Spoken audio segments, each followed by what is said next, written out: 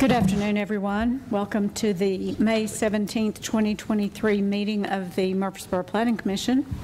We'll call the meeting to order, and we do have a quorum present this afternoon. Our first item of business is to approve the minutes of the May 3rd, 2023 Planning Commission meeting. I think everybody's had a chance to review those prior to the meeting, so if you have any additions or corrections, please let us know, and if not, we're ready for a motion. So moved. Oh, turn my mic down. Motion and a second. All in favor, please state aye. Aye. Any opposed? And as well, the consent agenda, we've had a chance to review that prior to the meeting. Are there any items on the consent agenda anybody would like to have removed for further discussion? And if not, If there are none, I'll move for approval. Second. Motion and a second. All in favor, please state aye. Aye. Any opposed? Next, we have our GDO section. First item today is Clary Park Lot 1, the Whataburger. It's the final design and site plan review of a 3,318 square foot restaurant with a drive-through located on 1.4 acres, zoned commercial highway and GDO 1. It's located along Medical Center Parkway and Willow Oak Trail. Whataburger Restaurants LLC is the developer. Good afternoon, Ms. Green. How are you? Good afternoon, Ms. Jones, Planning Commission. I'm well, thanks. Our first item under the gateway portion of our agenda this afternoon is for you to consider final design and site plan approval for Clary Park Lot 1. Lot 1 is located north of Medical Center Parkway and west of Willow Oak Trail, and it's adjacent to the existing Rooms to Go that you're probably familiar with on Med Center, and just south of the townhomes that are part of the Clary Park development. Those townhomes are not constructed, but the master plan was provided for your reference. This section of Willow Oak Trail is currently under construction by the developer for Clary Park, so although it doesn't exist, it will exist by the time this restaurant gets a certificate of occupancy. We do have an integrated subdivision site plan approach that allows you to approve the site plan before the road is dedicated and the applicants to construct the elements, and we just hold off on that certificate of occupancy until all elements are in, including the streetscape master plan elements along Medical Center Parkway and Willow Oak Trail. This is final design review, which means that you have seen it for initial design review to give any feedback on the architecture of the building. In our discussions, it didn't seem that there was a lot of comment from the Planning Commission regarding the architecture. It remains unchanged from the versions that you've seen, and I'm just bringing it on the screen for your reference. However, at initial design review, the plan was deferred and came back for a second initial design review last month so the Planning Commission could better understand the impact of the queuing on the adjacent public rights-of-way, particularly Medical Center Parkway and Willow Oak Trail, in addition to any impacts it may have had to the properties that it's adjacent to. So at last month's meeting, the Planning Commission reviewed some modifications to the site that included adding an entrance here and allowing queuing to circulate all the way around the building, and then showing a queuing plan for the opening day. At that meeting, the developer committed to hiring at least 2 individuals to direct traffic for the opening time and committed to doubling that if it were necessary based on popularity of the restaurant. Planning Commission did approve initial design review after receiving that information, so of course it's coming before you now for final design review. This building is designed with the front landscape yards that we require, the landscaping along the base of the building, formal open space to the north adjacent to the future area 2 townhomes, has street trees, irrigation, and as I mentioned, the circulation plan has been reviewed. The site does meet its minimum parking requirements, in addition to designing the site to meet the Gateway Streetscape Master Plan. Some of those are being constructed by Clary Park instead of the developer, but in any case, this lot is responsible for the construction, including fees in lieu of construction of the stamped asphalt crosswalk that would be responsible here. So in these instances, we're having the builders give money to Public Infrastructure Department, who's working on the plans for Medical Center Parkway. As you know, there's an additional lane being added for capacity, and there are some additional alternative designs being considered for this crosswalks. We anticipate something being installed, but still working through those details. If you have any questions about this project, I'd be glad to answer them for you. If you do want to approve it, staff would ask that you make it subject to all staff comments. Move for approval, subject to all staff comments. Second. We have a motion and a second. All in favor, please state aye. Aye. Any opposed? Okay. Lots of work to get there, so we appreciate it very much, the Whataburger team. All right, our next item is, item B is Robert Rose Drive, Commercial Center Lot 3, the Murfreesboro Water Resources Department Administrative Building. It's the final design and site plan review of a government office building for a parking lot expansion and addition of a service kiosk on 2.7 acres zoned CH, LI, and GDO 1, located at 316 Robert Rose Drive. Murfreesboro Water Resources Department is the developer. Ms. Green. Thank you again. This next item under our gateway portion of our agenda is for you to consider final design review and site plan approval for a project located along Thompson Lane. The property is existing, so it does have an address of 316 Robert Rose Drive. And on the screen, I have an ortho photo that references the site. You can see it is along Robert Rose Drive, and also the West Fork of Stones River is along the back part of the building. This is the site. The city is currently building a road that will come through here, and with that, additional land is being added to the property at 316 Robert Rose Drive. With that, the applicant is adding additional parking lots. They're also looking at redesigning the site so that it can accommodate a remote canopy with a pneumatic tube so that the customer service can serve individuals in their cars without requiring them to come into the building like they currently do at their location in Old City Hall. When I presented it to you at initial design review, there was still quite a bit of movement in the plans. I shared with you that they weren't meeting our minimum standards yet.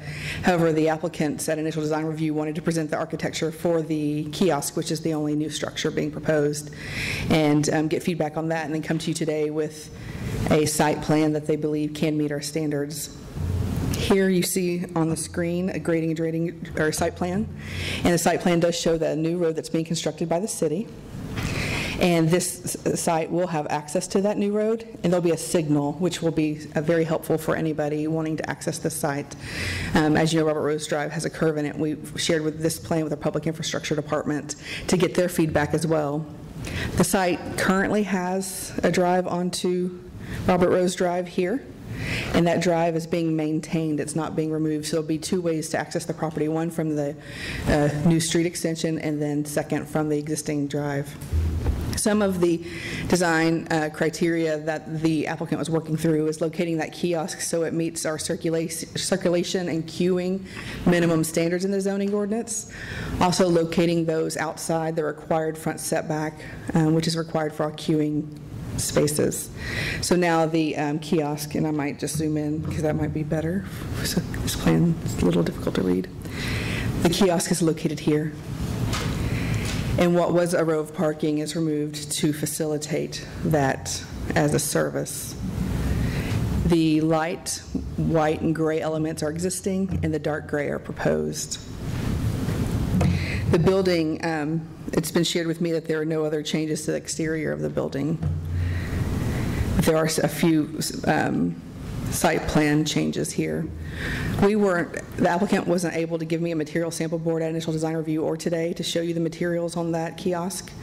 They've expressed a desire to have brick columns and have that match the building. And if you're comfortable with that, then the condition of approval just is if you approve it subject to all staff comments, that is one of the staff comments that we've provided to them. But I did want to share with you if you were curious where the material sample board was, that they were unable to get it for me. The parking is to meet one regular off-street parking space for every 250 square feet of floor area.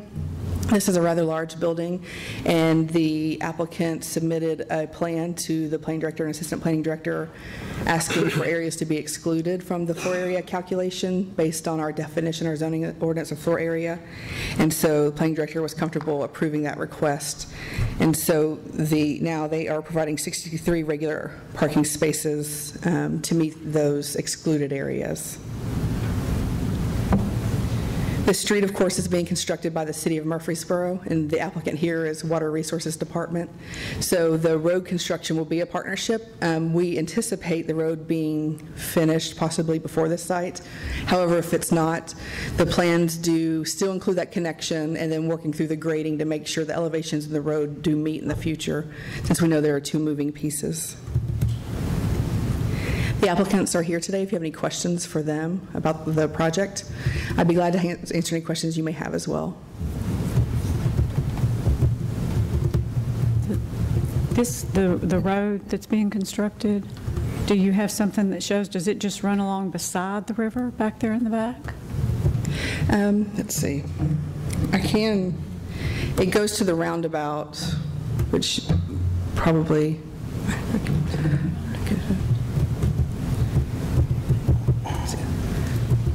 And while you're looking, could I note that I need to abstain from this? Okay, there'll be one abstention. 2 abstentions. 2 abstentions. 1, 2, 4. I'll vote. Yeah, I'll vote. Thanks, Warren.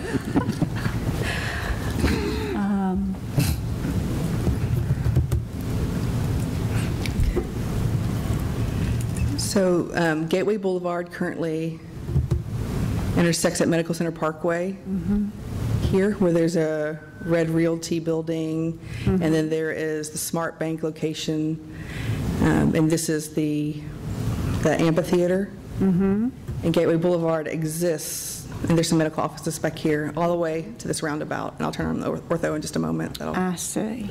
Thank you for doing that, Ms. Green. Glad to. I appreciate it.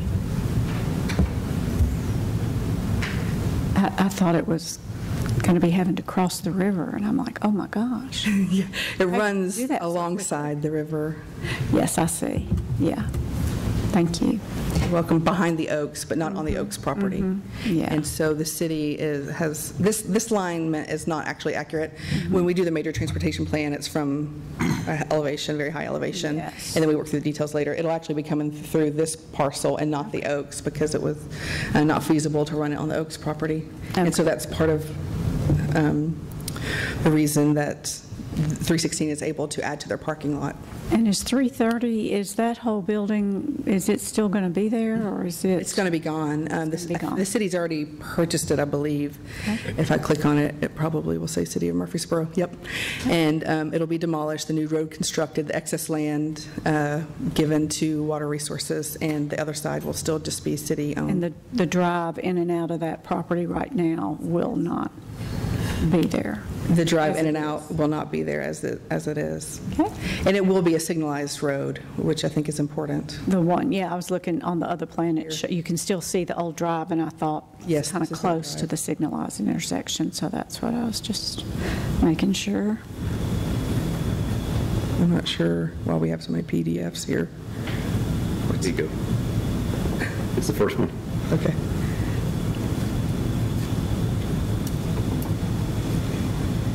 Looks like it doesn't like having so many of those open. There we go. And so I could zoom in, you can see the old drive to be abandoned on a part of the property.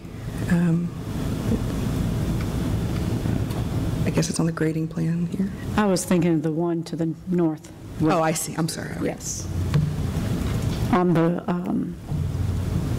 TIT, whichever, the lawn ma'am. place that's there now that's going to be demolished, that's what, it looks like their driveway was still on there. Okay.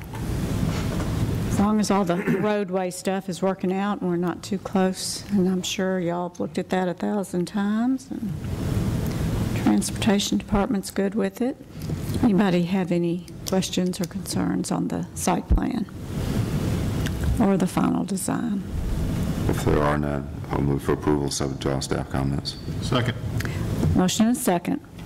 Those that are voting, please say aye. Aye. I don't think there's any noes, and there are abstentions. 2. Okay. All right. Thank you, Ms. Green. Next, we have Robert Rose Village East, Lot 10, tidal wave, initial design review of a 4,800 square foot vehicle wash located on 1.3 acres, zoned CH and GDO1, located along Medical Center Parkway. W4 Development, LLC, is the developer. Ms. Green. Thank you.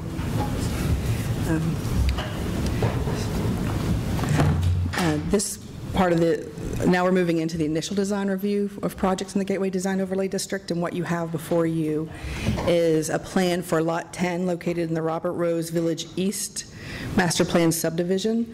You can see on the screen it's the lot adjacent to Racetrack gas station, just north of the self-storage facility.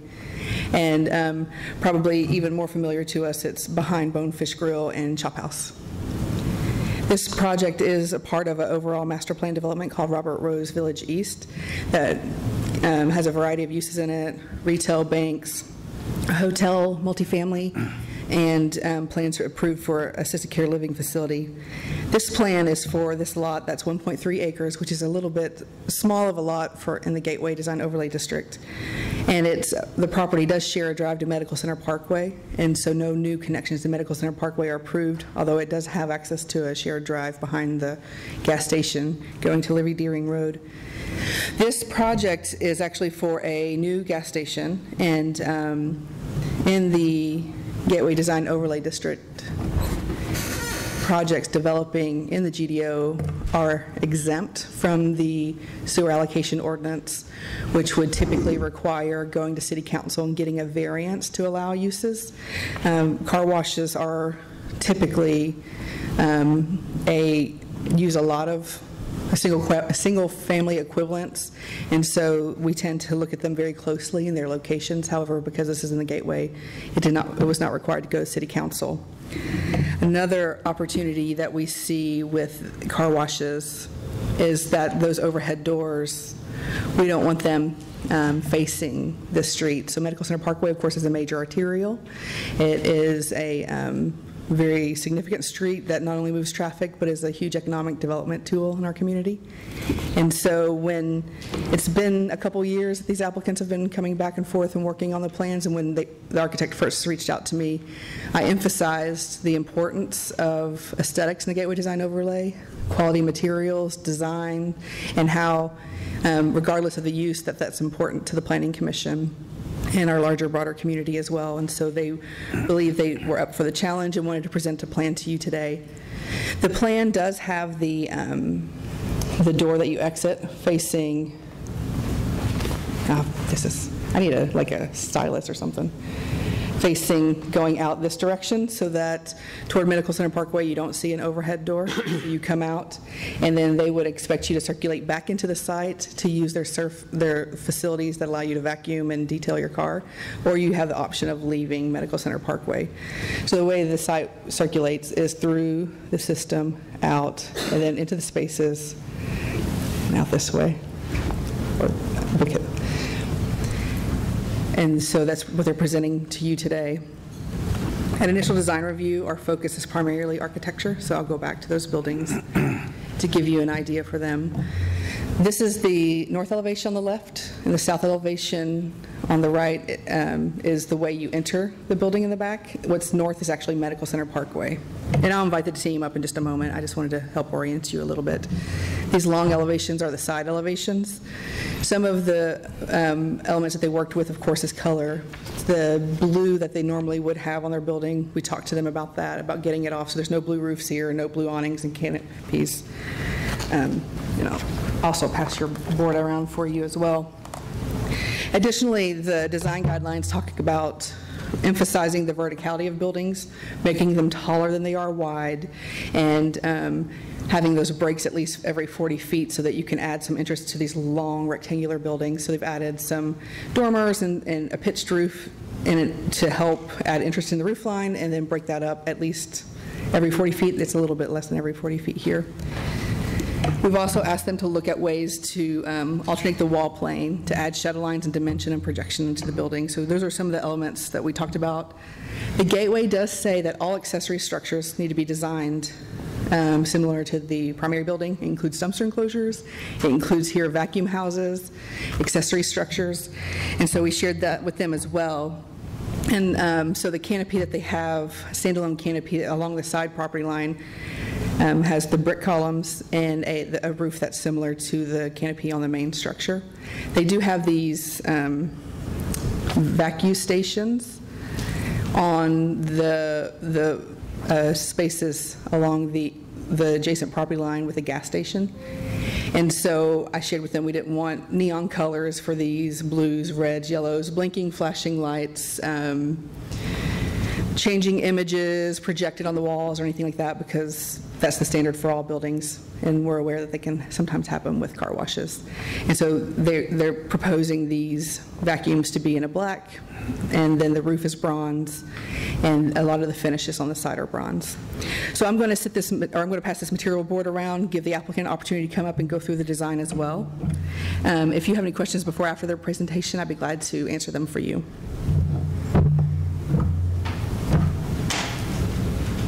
Any questions? And did you say you are having the design team up, Ms. Green?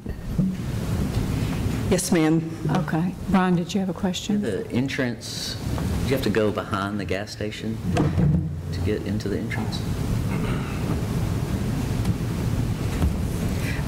You can, well, the orthos might be better, actually. Let me go to the ortho. So you can get in here or here. Okay. Is that, okay. Thank you. So it looks like up there on Medical Center Nice to meet you Parkway, in it's person. either a right in or right out. So you can go only. back up and I'm going down. to let you move it around. I'll let you. Okay. Hi, I'm Tom Morgan. I'm the architect for the Tidal Wave Car Wash. Whoever hired Margaret Ann to keep your city beautiful did a good job. She has pretty well beat us down to us dumb Georgia people, you know, just come up here to do a tidal wave car wash. But I'm going to be proud of it. I tell you, it's going to be the nicest looking car wash I've ever been involved with. So, Make it look beautiful. by the time we got through putting landscaping around and putting brick around columns and everything, it's nicer than the office building I work in. So we really are going to be proud of it. I'm happy to answer any questions. I've got a small question for y'all, but I'll take your questions first. The 90-degree turn to come out of the car wash. Yeah. Is that enough slope to get a car turn? I mean, Certainly. Okay. Yeah, and of course, that wasn't something that we wanted to do, but Margaret Ann told me that you can't come out facing the road, so we put a 90-degree turn in the building, and so there it is. And and we also, you know, needed to do a lot of things, like in the back of the building where the tidal wave people wanted the windows to come down to the floor, but Murfreesboro wanted us to have brick below the windows, so we lowered the grade just so we could get the brick below the windows. So we made everybody happy, I hope. Any other questions? So when you pull into this car wash, it's one of those that like hooks your car on and it kind of pulls it through, is that correct? Yeah, well, of course, you first have to go through the pay station, Sure. and then it is on a belt. We got tidal wave here. That He takes might be care able to of the- explain that takes exactly how care the of mechanism works 90-degree better than turn. I. We don't have to worry about them. That's what I was concerned about too. Can you get us They're to the not site driving at plan? that point. Which one? Back here, okay. Oh, Yeah, down. Yes, ma'am. Marty Murphy, 124 East Thompson Street, Thomaston, Georgia. I'm here to represent Tidal Wave Auto Spa. So to answer your question, as you, and I'm going to try to use this as Ms. Margaret Ann did, as you enter the building here, you will be loaded on by an attendant or an employee will guide you onto the conveyor. Your driver's side tire will be on the conveyor chain. At that time, you'll put your car in neutral, foot off the brake, hands off the steering wheel, and the conveyor will pull you through the car wash until this point here. Here. Make the turn. Oh, so you do have to make the turn by yourself? Yes, ma'am. So we engineer this backwards. This will be the fourth one that we've built this way. We have 3 others already in operation, and honestly, they work wonderful. So to engineer this backwards, we made the civil engineer design it without the building, without the addition of the 90-degree turn. So we took our drive aisle width, which from face of curb to face of curb, I believe is 18 foot wide. We make sure that we have minimum distance that we allow the car to get out of the tunnel, which is at the point I marked here. So we know what that distance is. Through 162 of these, we figured out how far out to get you out of the tunnel before you started to make your turn, so that you wouldn't jump the inside curb or be cautious to start turning too soon to not hit the outside turn. So again, reverse engineering this, we install our slopes and our curbs first in our design, and then we build the building outside of it. That is why when you look at the end of the building at this portion here, it is designed with that miter, the 45. It's not just goes out and turns a 90. It has a miter on that inside turn. That's to accommodate to not encroach the corner of the building with the inside radius of the curb. So but in that portion of the building, you are in control of your car. Yes, ma'am. Okay, and you have other car washes with this exact same? Yes, ma'am. If I could figure out how to work this computer, I'm kind of like Mr. Tom. We're old school Georgia guys and not very technologically savvy. So Beaufort, South Carolina, Ladies Island corridor, it's been in operation for about 4 or 5 years. We have one in Billings, Montana, and we have another one that we're in construction now in Alabama. Okay. So yes, ma'am, we have, and it's worked very well. Would it be kind of like impediment to get in that first, what looks like an exit at the very top?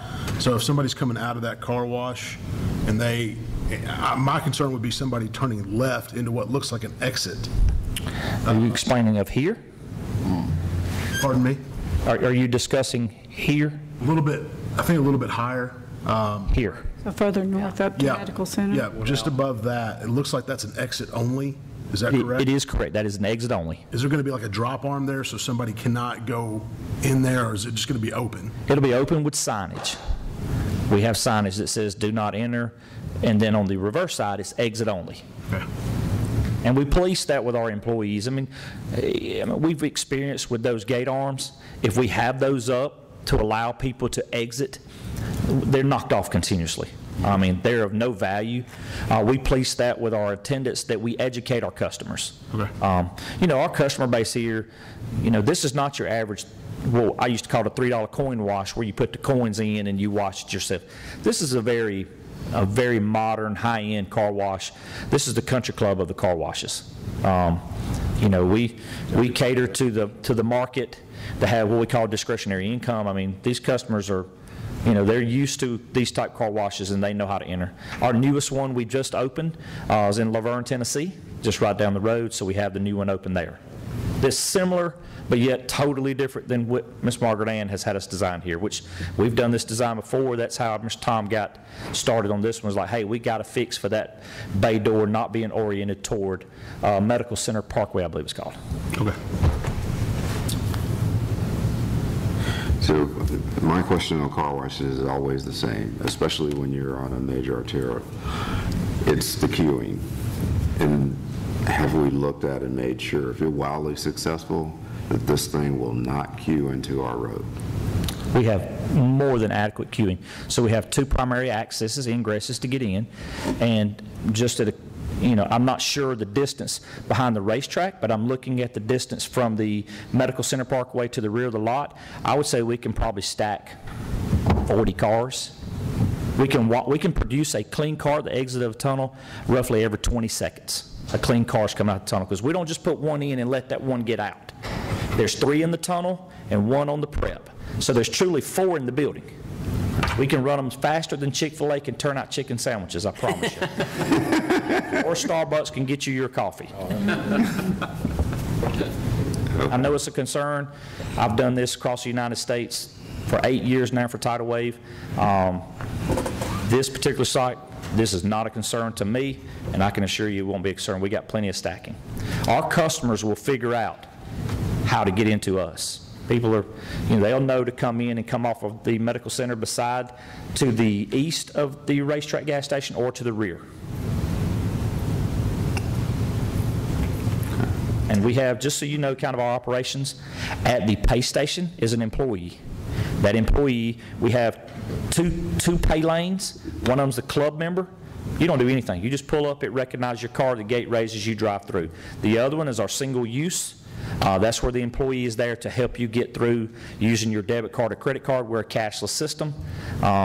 There's an employee there. Then the next item you'll come to here is the prep. We have an attendant there that preps the passenger side windshield, the hood, the grill, the rear of the car. Then we have an employee right inside the building that's the attendant loading you on the conveyor. Once you're loaded, roller up, neutral, hands off the steering wheel, foot off the brake. They'll prep the driver's side windshield as you're conveying by. And then we're done, you're washing, and you can either exit the site or you can use the free vacuums. And there's typically an employee that's keeping the site clean, keeping the complimentary rags that we provide or the window cleaner that we provide. So typically there's 4 employees on site at all time. We employ 12 to 15 employees on this site. Somewhat related question, because this always bothers me, is you've got the cars coming in from medical center and the cars coming behind the gas station. How do they merge? Just same way they do it at roundabout. You yield to the car to the left. And again, the stacking is so sufficient here, it's not a concern. Okay. And the other one I wanted to talk about was the exterior windows are clear. And I know you're keeping the crazy colors off the outside of it, but I know when you're inside, there's a lot of... So a lot of car washes that's an opportunity to entertain the kids or for marketing. Mm-hmm. You will not, our design, and we have a sign package that was also submitted, but as you're traveling through the tunnel, the signs are oriented as such. They're encased in a metal encasement, sides and back. They're oriented as such that they face the driver.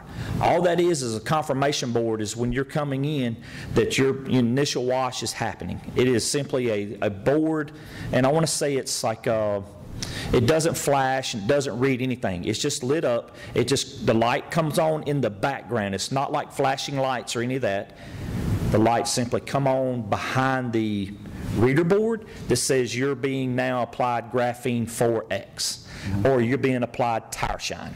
So it's not like a strobe lights or things that you used to see. Mr. Blackstock and his wife, Miss Hope, more in particular, they're not very fond of the flashing lights. And we study our competitors, and we've gone through and seen where they have the whole.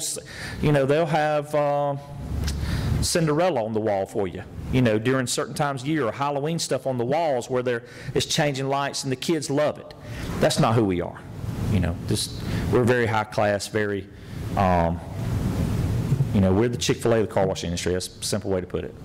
Very classy, keeping an excellent looking site, clean, customer service second to none.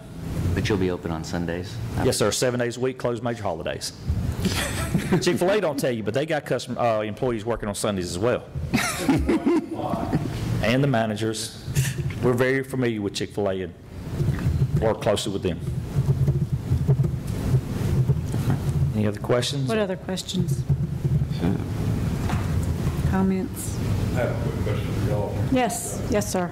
Let me see if I can get to the elevations here. Not sure I'm going the wrong way. There you go. Okay.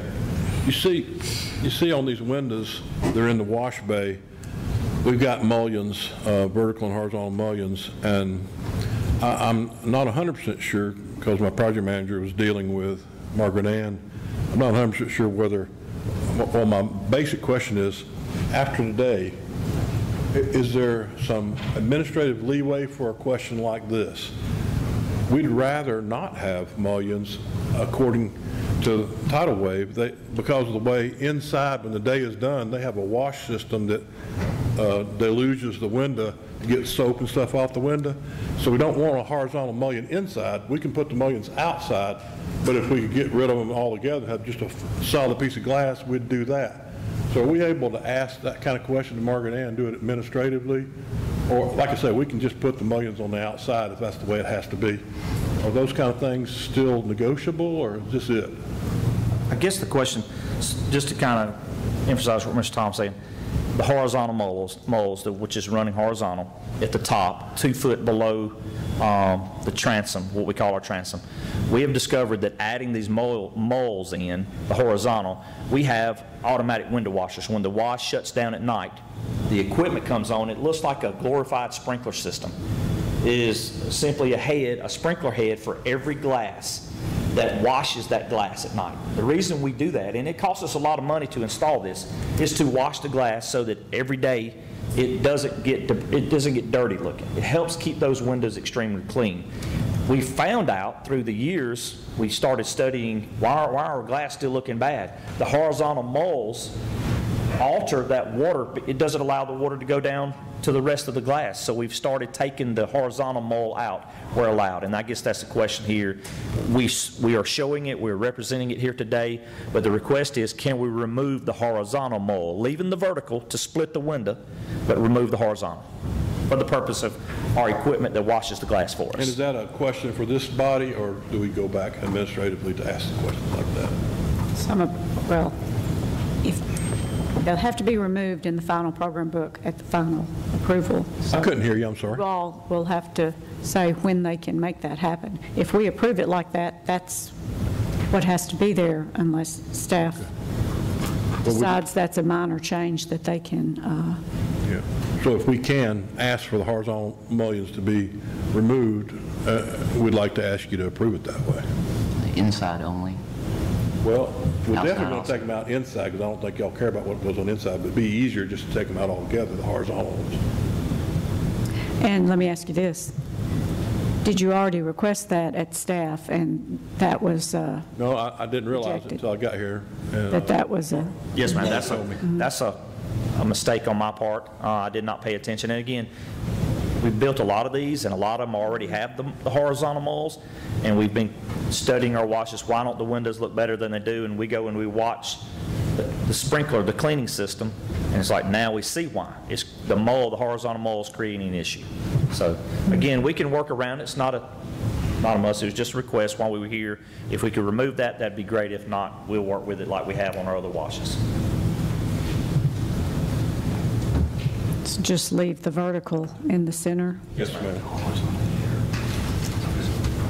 The rest of it's so beautiful, I can't imagine that wouldn't be fine. And your landscape requirement is as such. I don't know how you're going to see the building, so. Oh, well played. I mean, I personally would not have a problem with that. I'd rather see pretty clean windows, but.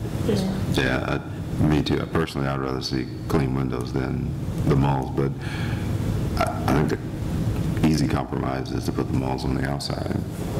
But then they got to clean the outside too. Well, do you clean the outside automatically, or you? It's not automatic cleaning, no, sir. We have to manually clean that. Okay. If they're going to take them out of the inside, you might as well take them out of the outside, too. Yeah, I'm okay with that too, because it will make it easier to clean. Yes, sir. Much. That's the window panes you're talking about, the artificial. Does it look strange with only vertical ones and not horizontal? No, sir. Margaret Ann, is that okay with you?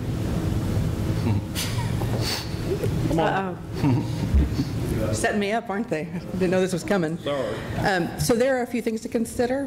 We have a minimum void space requirement, which is 35%, and so I would say that if you were going to ask my recommendation, that you might consider it at final design review, but bring the two options so you can see what it is without it as well. Some of the glass, I've also counseled them on the glass for car washes, which sometimes have images in them and or moving images, and so Some of this glass is spandrel, some of it's not, and so maybe the architect can walk you through what's real glass, what's spandrel glass, and with the spandrel glass, I asked for it to be backlit like we do in the gateway. So to me, it would be simple to just ask for a rendering so you can make an informed decision, and you could do that at final if you were comfortable with that, or you could postpone initial, and those are your two routes. So much easier when we can see it, Yes. if that's not a huge issue at final design review. And maybe there's a But way. I think we're very open to it. Okay. Yes, sir. It sounds like it. I shouldn't say that we're. I'm open to it, and we have a... Yeah. I do generally ask for not punch-through style windows, but to have actual sills and lintels, and so that it has those details that you would normally have on a high-quality building. I think the obvious answer is for us to, give the mullions on the outside and take them off on the inside, but we will show it both ways and see if we can get approval on taking the horizontal mullions off altogether. Okay, That's good. Thank you. that'd be great. Is that your biggest concern? Well, we giving in on everything else. Well, you are going to have a beautiful car wash when Yeah, it's it done. is. It'll be in my resume. It'll be the star. You'll be bringing everybody here to see it. I just thought I was a regular architect. Now I'm a fancy architect. Okay, any other questions, concerns, comments? If not, I'll move for approval, subject to all staff comments. Second. And, yes, all discussions. Motion and second. All in favor, please state aye. Aye. Any opposed? Okay, thank you very much. We appreciate it, and we'll look forward to seeing you again. Next, we have Puckett Creek Station Lot 1. This also is initial design review of an outdoor walk-in freezer and condenser located on 0.91 acres, zone commercial highway in GDO 1, located at 1129 Fortress Boulevard. Cooper Rentals is the developer. Ms. Green? Thank you very much. I hope what you heard is I'm trying to do hard work so that it makes it easier when it comes to you. We love it. I feel really kind of We are so appreciative. not sure about that. Thank you. Speaking of which, we have a Sonic that is currently constructed on Fortress Boulevard. The address for the property is 1129 Fortress Boulevard. It is on the corner of Fortress and Cedar Glades Drive. It's immediately adjacent to an existing multifamily apartment and is adjacent to a Camino Real restaurant. This property is zoned Commercial Highway District, and it's also located in the Gateway Design Overlay District. This Sonic has been very successful, and the owners are going through a series of what they call reskinning buildings or updates to the existing buildings in Murfreesboro. So this plan is to make some modifications to the building and to install some outdoor equipment. Outdoor equipment in the gateway is required to be screened, and so that it's not visible. So what you have is an existing dumpster. And the plan, let's see if I'm on. This is existing conditions.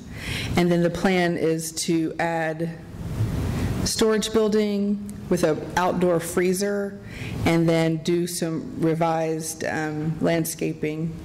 And that's all next to the existing dumpster. Initially, when they approached me about having an outdoor freezer, I shared with them that that wouldn't be allowed unless it was designed as a part of the building, and so it didn't appear as an outdoor freezer or if it were screened. And so they found this location on their site they believe meet that requirement. And that area is being screened with a wall and landscaping. Let's see if I can find you the rendering. In addition, they want to make some modifications to the building. My right page, sorry there.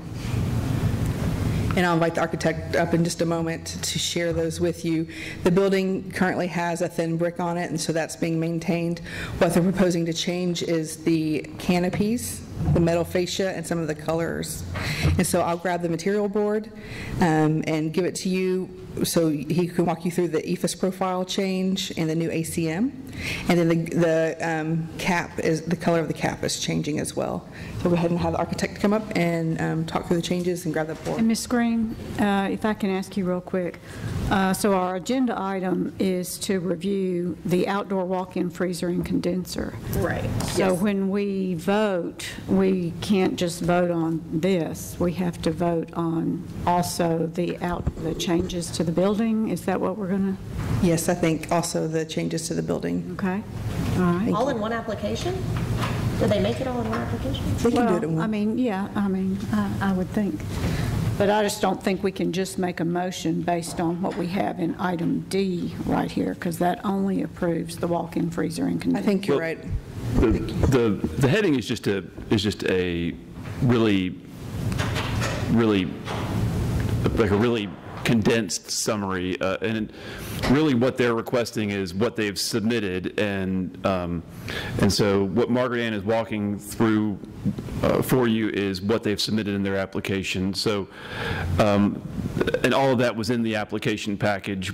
Just for simplicity, we try to keep the simplicity and brevity. We try to keep the heading of the item on the agenda relatively brief. But that doesn't necessarily mean you're locked into just voting on the walk-in freezer and condenser. Okay. Always something new. Thank you. So, I'll find a way to be brief and can include both next time. thank you.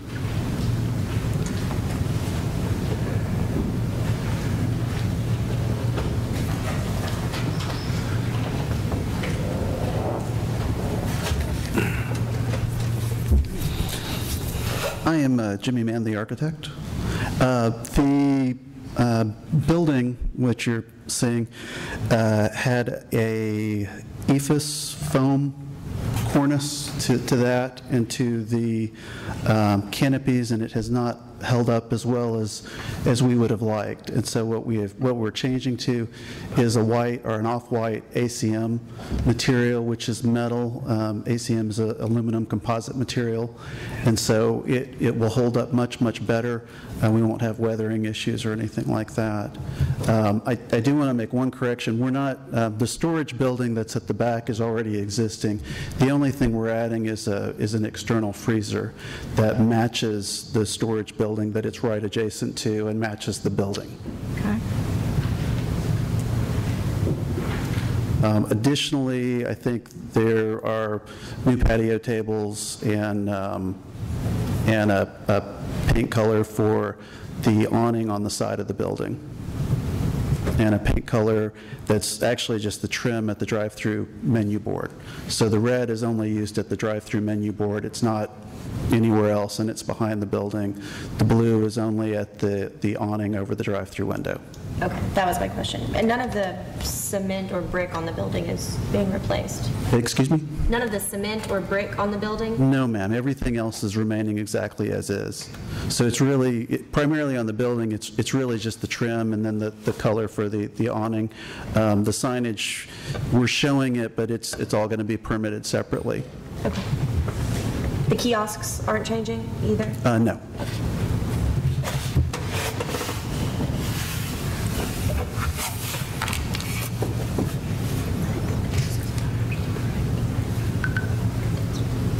Just capacity is the reason you need another freezer, just the overcapacity of the existing one in the store? Yes, and I'm not sure, I mean, basically, it's the volume of the store. I mean, there also have been some things, I don't know if you're aware, Sonic used to be owned independently. It was a Sonic Drive-In in Oklahoma City. It's been purchased by Inspire Brands, I think, 3, maybe 4 years ago, and there have been some things that have changed, and so we do have to have more capacity for freezer space for certain things that have changed from what we had done before. Thank you.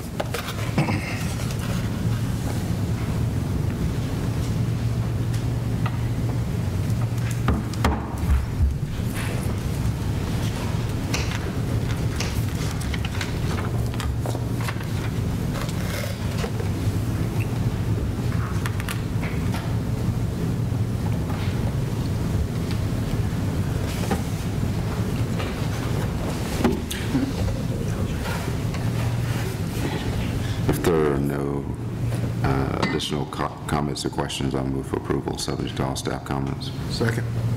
Motion and a second. All in favor, please state aye. Aye.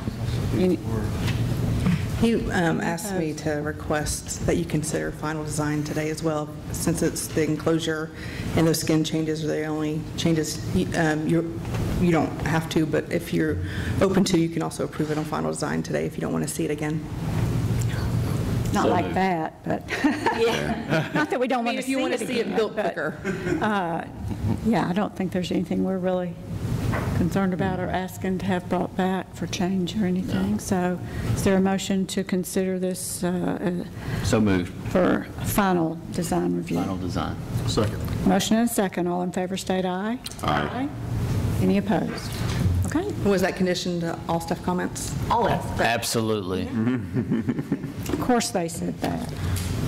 Thank y'all very much. We appreciate it. I'll wait for one time. Okay, that concludes our GDO section today. We're moving on to plats and plans.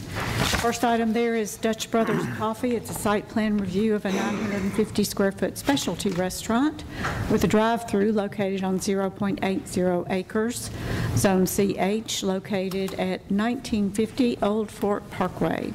Dutch Brothers Coffee, LLC, is the developer. Ms. Green, working really hard today. Yes, and I've snuck onto regular plats and plans, so I'm proud of that as well.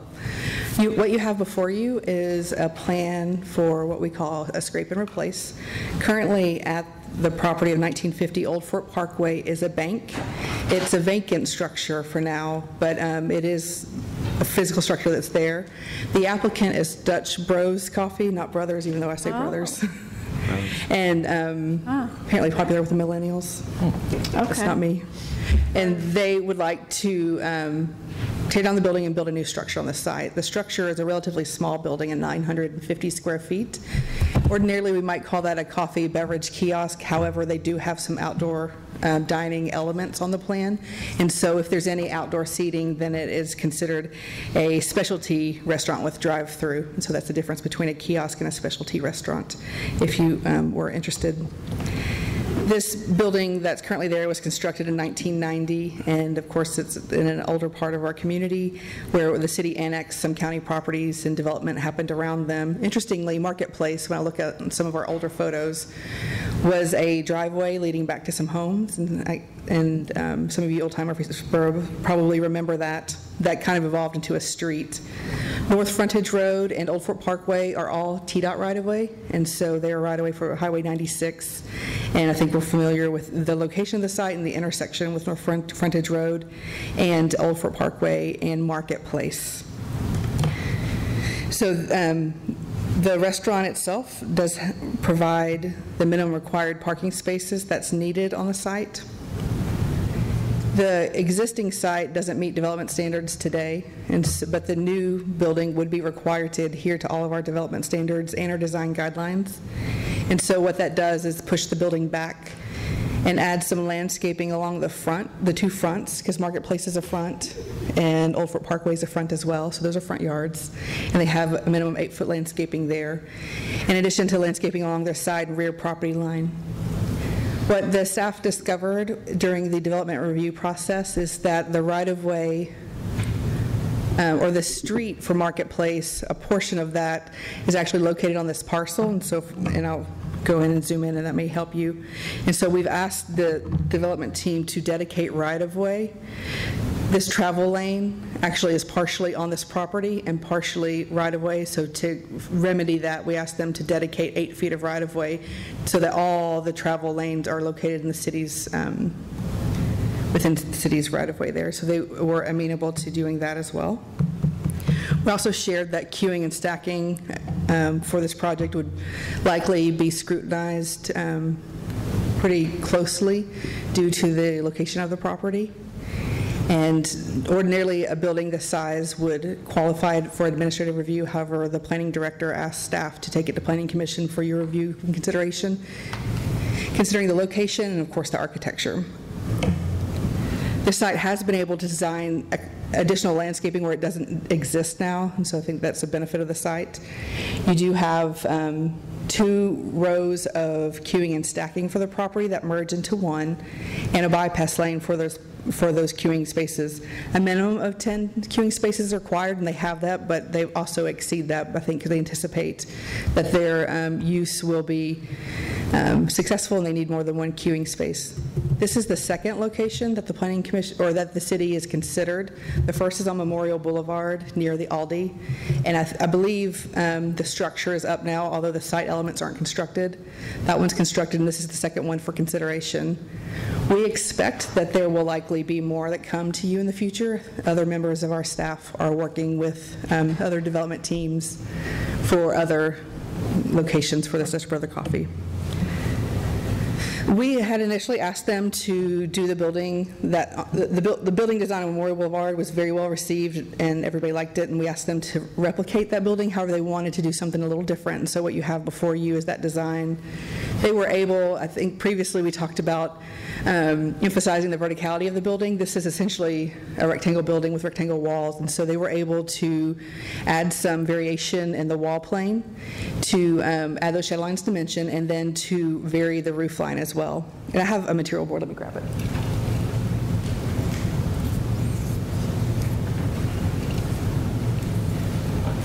We don't always require material boards for projects outside the Gateway Design Overlay District, but I wanted, and I'll pass this around to you as well, wanted them to provide that to you, particularly so you can see the materials and the proposed blue tower. Our design guidelines do say that bright and vibrant colors are to be avoided, and so we, of course, questioned the blue that they were providing. They've done 2 things. They changed the material in that tower from a metal to Nichiha, which is a cementitious material, so it's a cement product, and provided an actual sample of the blue for your consideration. And so we would specifically like the Planning Commission to tell us whether you believe this is bright and vibrant, or if you think it's fitting and not bright and vibrant, and so it would be fitting as a secondary color. And we will, of course, use your feedback for the future buildings that we're reviewing, and so I'll go ahead and pass this around.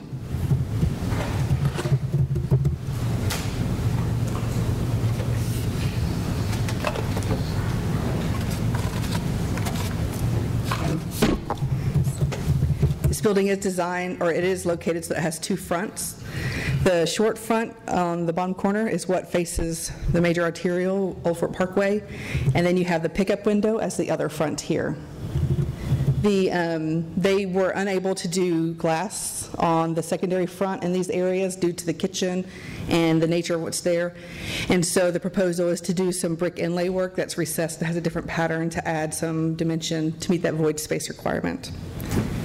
The applicant's representative is here today and available to give you some additional information. If you have any questions, staff will be glad to answer them, or would like to know if you'd like to hear from the applicant before opining upon this application.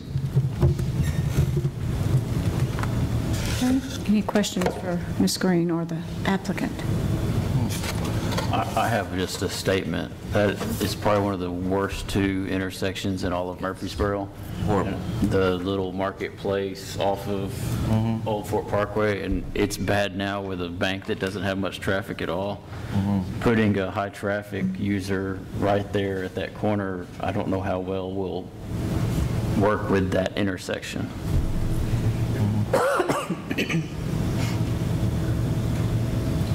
Yeah, I'd like to see that be considered as part of this. Yeah, I mean, I'm conflicted on that because I want to see growth on that part of town, especially because the new Target renovation really helped clean the place up, but that's a tough traffic spot, and there's a lot of almost accidents there every day. I've been in a really bad accident at that intersection. Yeah, and people are only going like 4 miles an hour, and you still almost die just trying to cross. Yeah, I do want to mention about what you all were saying about our queuing and how we overly exceed, but also as far... If you don't mind, just go ahead and state your name. Oh, I'm sorry. And, address, and that you're here as a representative of the company. Thank you. I'm Grace Wooten, landscape architect here representing Reagan Smith Consulting Company. We also changed this design. That entry that goes on to Marketplace, that is currently a 2-way, and we have changed it to right in, right out. And so trying to minimize that traffic of people trying to go there and take a left out of there. And then, so the primary exit would be out the rear of the property if you would want to get back out onto frontage. And then frontage stays as it is. We would just improve it per your standards. That was to address the traffic issue. And as you said, it is a difficult lot with 2 front yards, and so we have worked tirelessly with Margaret Ann, and we appreciate her, to try to meet all of those setbacks, and then with that, dedicating right-of-way and still meeting those standards. And then as far as the architecture goes, I was asked to speak on behalf of GNIC, and as Margaret Ann mentioned about the void spaces and how we'll address those in the windows in the front, we were happy to meet all of those comments. They did want me to mention about the blue on the Nichiha. It has a light reflective value of 13, and for comparison, Nichiha LVRs range from 4 to 82. So Dutch Bros considers this not a bright color if you compare it to their light reflective values that they offer.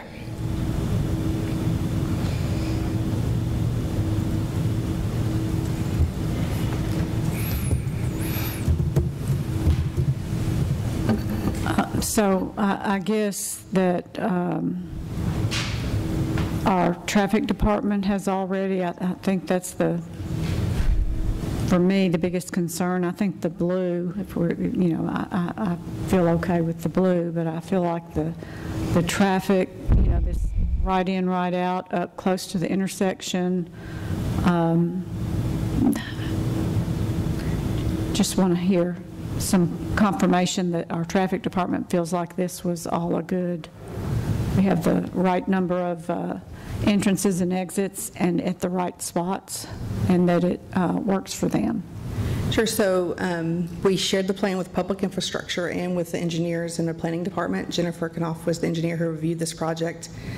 I think it would be an understatement to say that I consistently challenged the team with this intersection, knowing that it would be an opportunity, because, of course, I live here like you, and I've seen the memes with this intersection and understand people's experience with this intersection, that it has a long history. The property owner who has it now purchased it about 18 months ago and has been looking for someone to locate on this lot, and of course I thought a bank was a good idea, but I certainly could not say that they weren't able to submit their plans and come before you today. As far as our minimum standards, we've had them the right in, right out only here. We've had them shift their drive as far left as possible and then have the full access here. So with the site, or public infrastructure department had them deal with the constraints as they are. And so that's what they were able to share with me. And of course I challenged the team and Ms. Wooten to be able to come to you and speak to it. Essentially, if a plan is commercial highway, and if it meets minimum standards, we need to review the plan on its merits and present it to you. But we knew that there's a lot of background to this that maybe out-of-town people don't know, and so I shared it with them consistently. And as far as queuing, I also asked for grace, in addition to the typical queuing, to talk about how they'll be able to accommodate more than just the 10 spaces or 20 spaces, but actually they can circulate the site. Because in addition to having the ability just to turn into the property, we know that getting into this four-way intersection is, most people avoid it because it's difficult. And then we also didn't want cars queuing in the right-of-way. And so I asked her to come today to be able to speak to you about it. Is it possible, or does the site even work, or the use work, to be able to only have the one entrance and exit at the further northernmost entrance that's the furthest away from the intersection, and eliminate the two on the front? To the client and to us, you're going to get your primary, that Marketplace Road is going to have the traffic that's going into Dutch Bros either way, because if they they'll need to turn there to get into that entry in the back. And so they'll be going in there. If they have that right in, I don't think that it affects the traffic as much. We looked at closing off the exit for that area, but then the site would circulate all the way around, and then you would exit out the back. And this was after we met all of the requirements. We came up with this plan talking with the engineering department here, and we felt that if people were taking a right out and a right in, it would not affect that intersection as much. And as people stack up there, they will have to go to the back of the lot anyway to get to the back of that line. And by that point, the traffic is not as far backed up. It's the frontage road entrance and exit that's tough, right? Because you've got a stop sign. Which problem with that? I have a problem with right in, right out. Yeah, I think even that little island that's for the right in, right out, can it be more pronounced or something? I mean, you know people are going to pull up to it and still try to turn left. Certainly, we can definitely make it very clear that that is a right out only.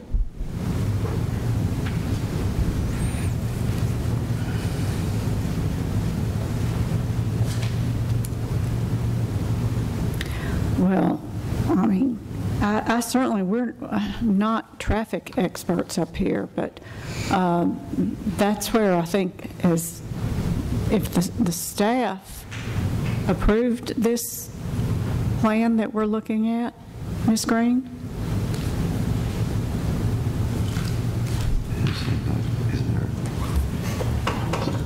I counted the queuing spaces and the parking spaces and made sure the drive aisles met our zoning ordinance requirements, but relied on our engineering representative to provide feedback for the plan. I mean, other than that, I tend to not approve the circulation or access. I know, that's, the staff I'm talking about is the... Oh, yeah. That staff, the staff that looks at the traffic pattern and how it works on the site. And, you know, if, that's the staff I'm talking about, not you, Ms. Green. It seems to me the distance requirement on the frontage road, it just seems like it's awful short for an intersection. On both sides, right? Yeah. They're about the same, really, from the intersection. But we're saying that from a measurement standpoint, and technically it passes. I think the fact that it has access now, I think that our engineering staff believe that they can continue to have access, and that TDOT would not deny the modifications to the driveway. We thought it was beneficial to reduce the width, because right now it's very wide, and then shift it. But the lot already has a driveway here that's excessively wide, and so this is narrowing it up and defining it more than what exists today. I mean, this picture even makes it even worse. There's 2 cars there. Yeah, this picture is worse. And we're going to try to come out with 2 cars there. Yeah, but especially since this is the radius here.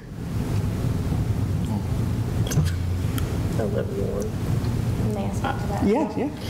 We also initially on our, I did want to clarify, this is working tirelessly with Margaret Ann. This is about our 8th site plan that we've done, so I don't want you to think that this was just our first pass at it. And we have worked with the engineering department, and as you can see from this aerial as well, the existing driveway on Marketplace sits on the property line, and our initial site plan showed that exact same. We were just going to use the existing entry, and we were asked to meet the standards. I believe that's what you were asking in the front and the back, which is on a property that's at an intersection, no access should be within 25 feet of the corner of the property line. So our site plan does show that 25-foot distance.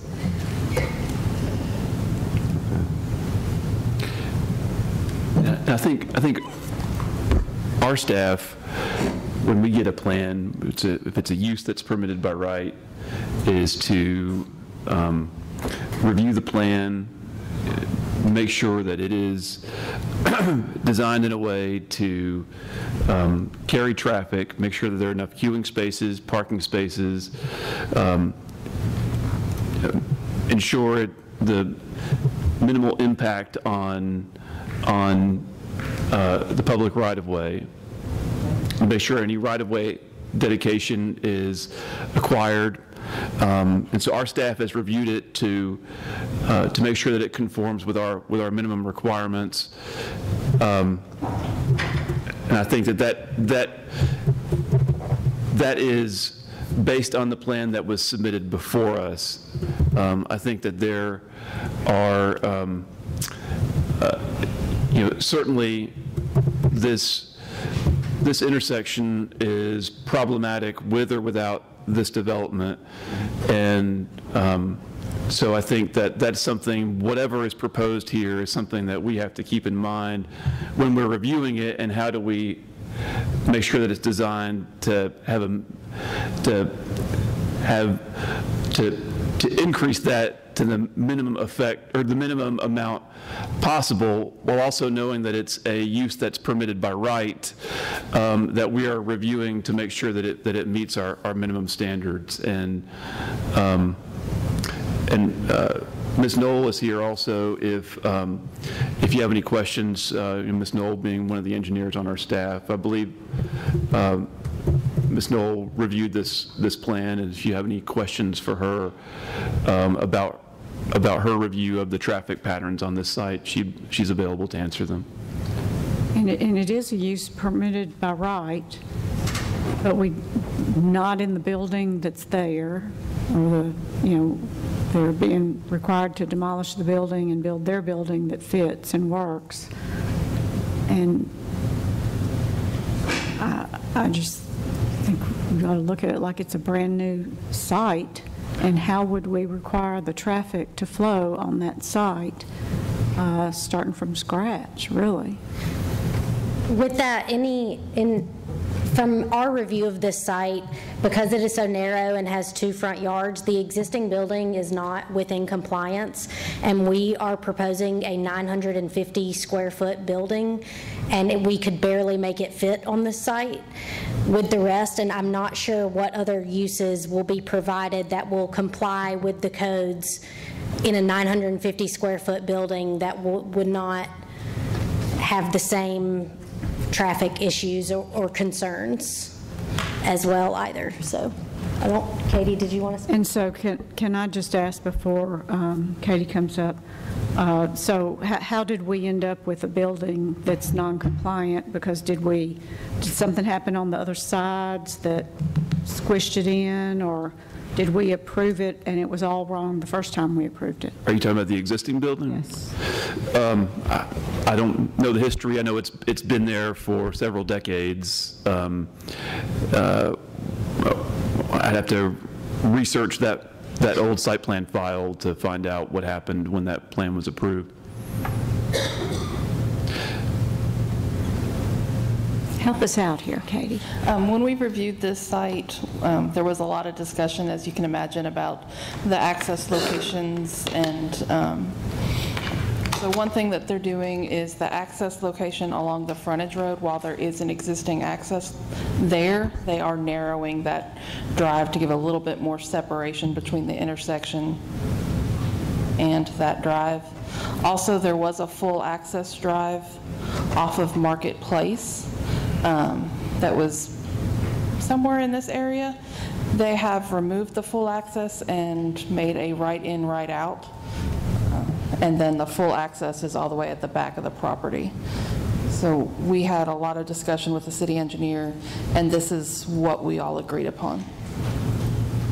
And so the one on Marketplace up closest to the intersection, you're okay with that versus just having 2, one at the back? Correct. And it does, the frontage road. It does meet our street specifications for the separation. If you look at this line right here, that is 25 feet from the property line and with the right-of-way. Typically, that's what we would require.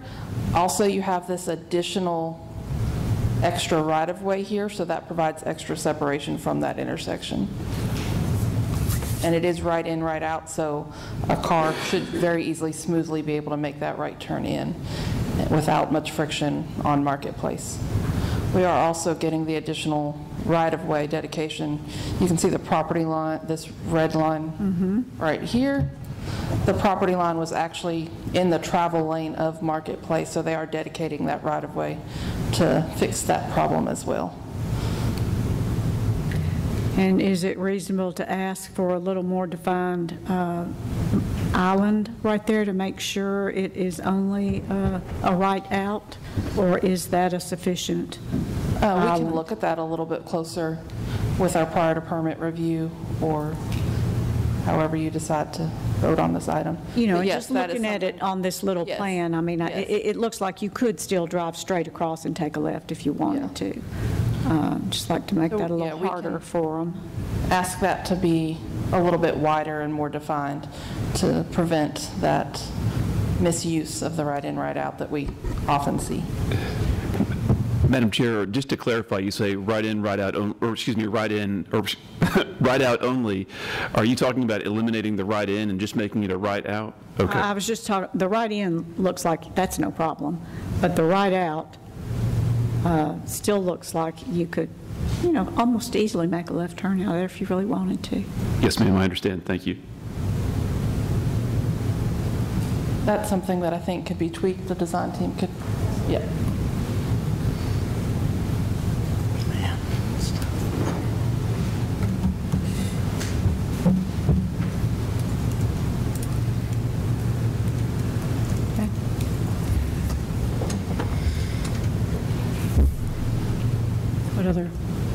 Any other questions, comments, thoughts?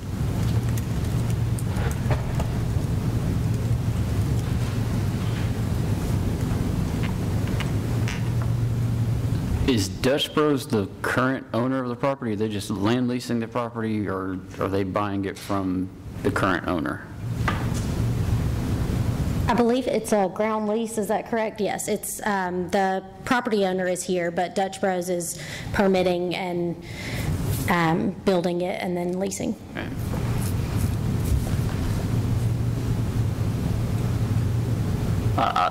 I'll say my feelings. I'm a no. I just don't think we could exacerbate that intersection. I'm sympathetic that it's going to be hard to put anything on that piece of property that fits design standards and stuff like that, but it's already a bad enough intersection with a low-impact bank there.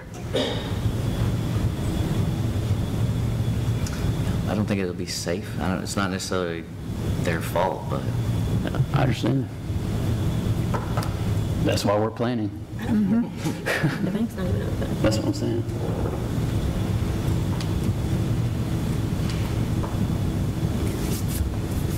Other comments or thoughts?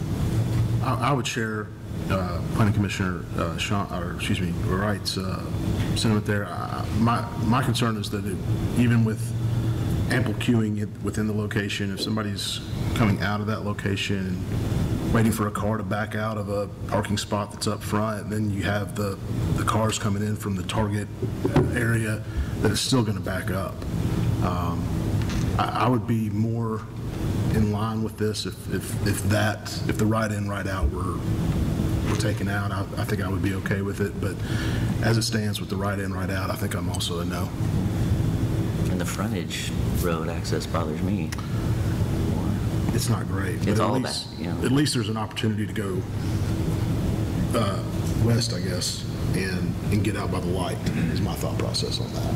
The stop sign You there. can do that from the back, too. That's true, too. And it's confusing. People don't know they have to stop or don't know that they can go. And when do they go Right, over it and sit there? It's just tough intersection. We're all jaded by this intersection. Dear Mercy. Yeah. But that, listen, So for clarification, is the primary issue, what you're all seeing is that Marketplace, right in, right out? If that was not existent, would this be an approvable plan? Not to me.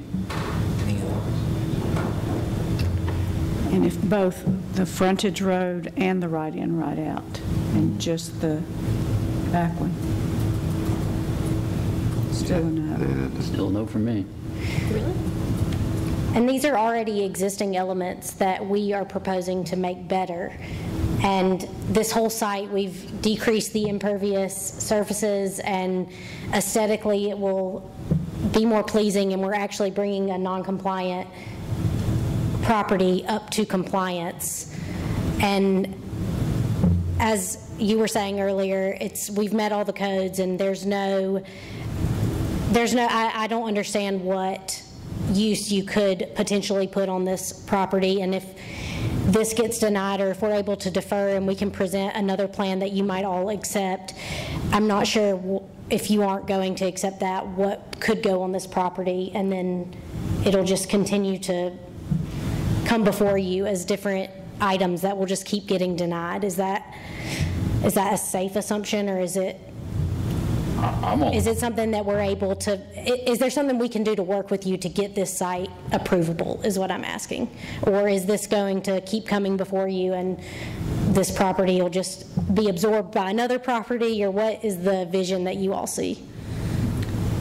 We had another very small site that was created by the site next door. Well, the original lot got cut down to what this person needed and left a very small lot, and this is on Thompson Lane.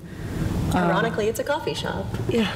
And eventually, we saw several different plans that did not get approved prior to that because it is a small lot, and that just doesn't mean that we can go ahead and approve something just because we know you've got a small lot to work with. I mean, if that was the case, everything we'd have in town would be small lots squeezed in, and we just know you've got a small lot and you've got to squeeze it all on there, and so we approve it.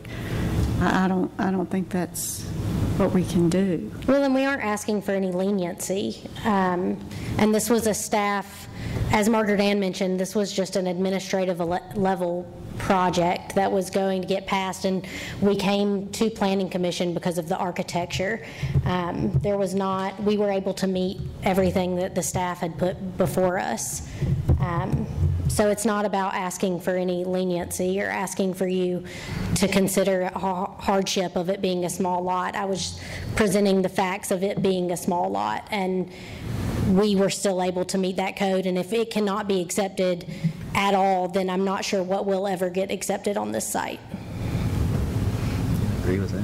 Well, I think maybe something that's peak times aren't during our rush hours. You know, I think mornings. Through coffee shop. Yeah, mornings kind of tough on Old Fort. Maybe a boutique or something that people don't go to very much. Less trafficky. Less traffic. Trafficky? Yeah, trafficky is my word of the day. Okay. Okay. Is there an option to defer? Yeah. Just out of curiosity. Okay, I'm going to let you speak first before we present. That would be my advice to him. Would you defer it? Hi, my name's Paul Schaefer. I'm the owner of the property. And I'm, traffic is, I live in Knoxville, Tennessee, and everybody's moving to Tennessee. Gets busier and busier, coming home every night. I'm trying to find a different route to go. But that's part of where we're at. And with this piece of property, I don't know what more we can do here. We have spent 10 months working on this 900-foot building, and we've done everything asked of us. We've followed every requirement, every rule. We've made this property right. Somewhere along the road, the city took 10 feet of this property, 10 feet of now my property, and we're going to give it back to you for the road that you built on this property.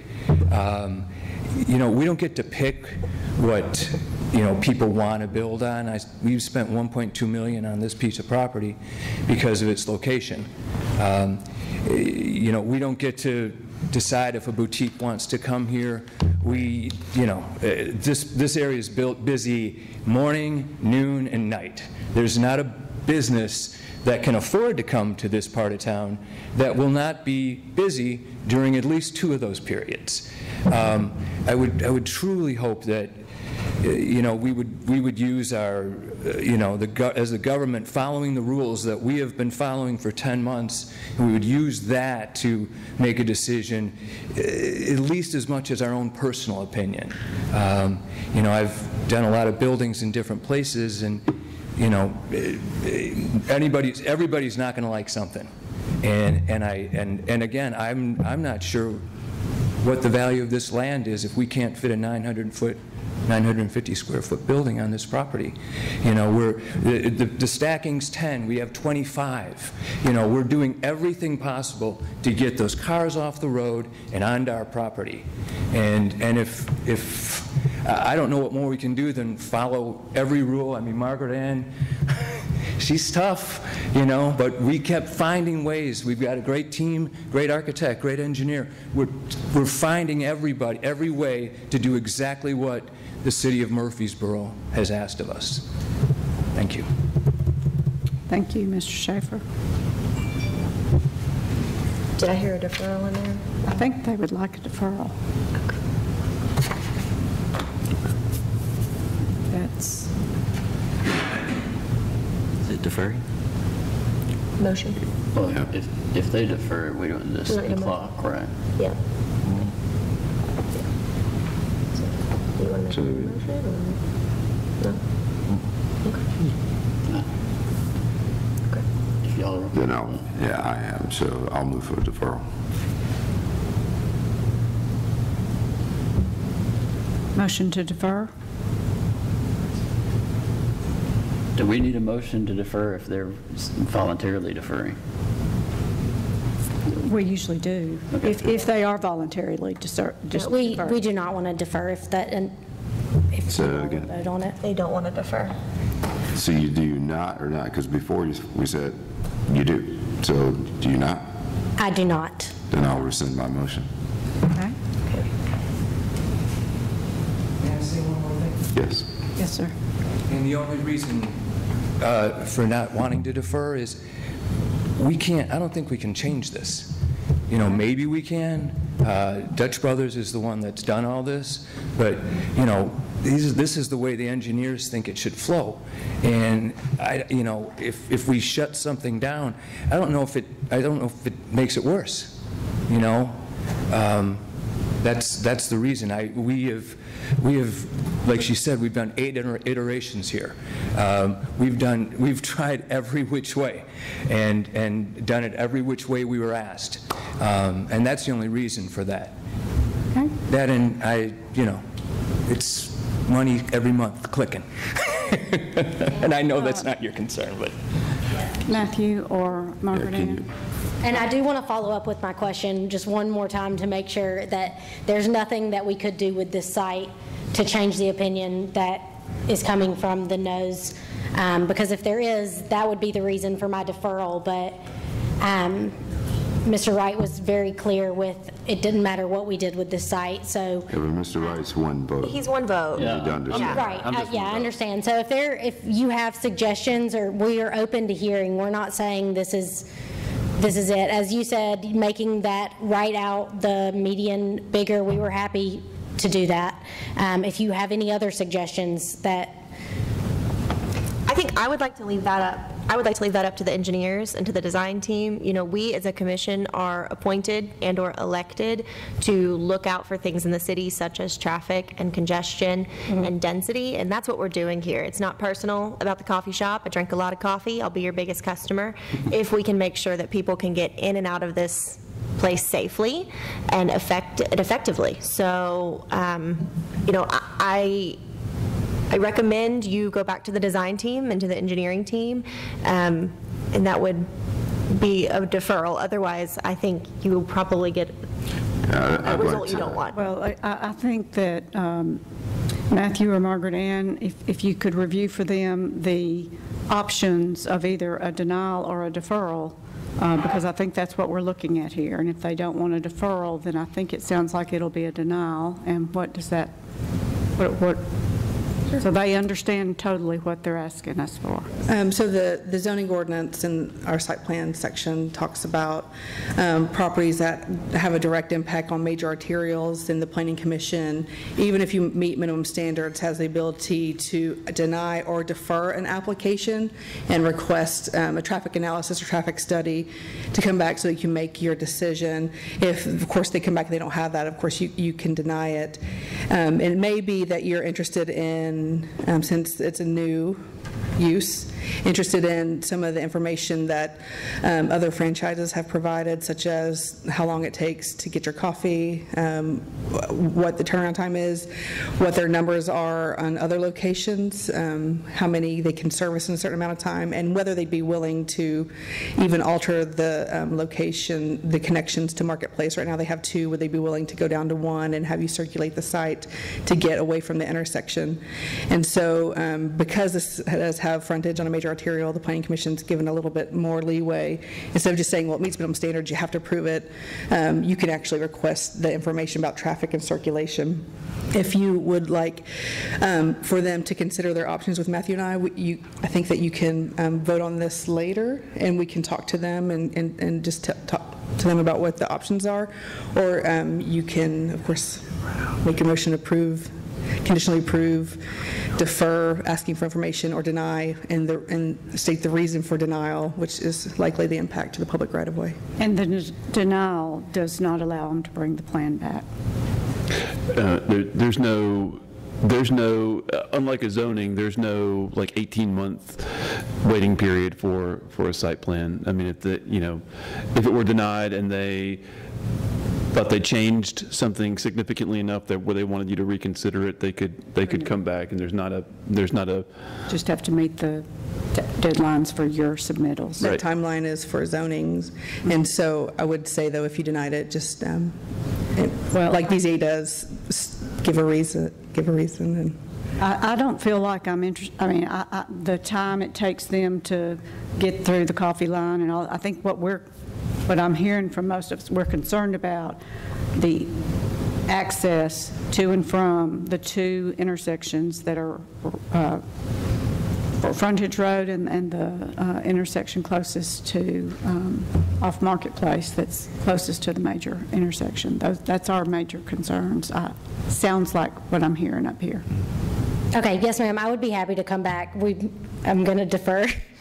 Sorry, and we'll come back with traffic studies and whatever else that it might take, and potential revision. We'll be back. So you would like to request a deferral? I would like to request a defer. I will move for deferral. Second. We have a motion and a second to defer. All in favor, state aye. Aye. Opposed? No. No. Mr. Russell, would you mind specifying a time frame on that deferral, whether it's to the June 21st meeting of next month? Okay. Can you be ready by then? If they requested a deferral, we're just accepting it. Do they need the time frame? Or I was thinking that if Planning Commission made the motion, they needed a time frame, but the applicant, can they indefinitely defer it until they have the information to come back? That's what I was talking about. If it's so stated, the applicant can indefinitely defer, I think, up to a period of 180 days. Based on how long it takes, so you may want to. Okay, if I say something and we are ready sooner, can we? Yes. Okay. We'll say 2 months, two meetings. Okay. 2 meetings. Do we need to vote on that again? 2-day meetings, not. Yeah. So 2-day meetings. I'll move for deferral for 2-day defer meetings. up to 2-day meetings. Right. Second. And a second. All in favor, state aye. Aye. And No. opposed? Okay. Thank you. I appreciate y'all's Thank you all time. very much. Appreciate it.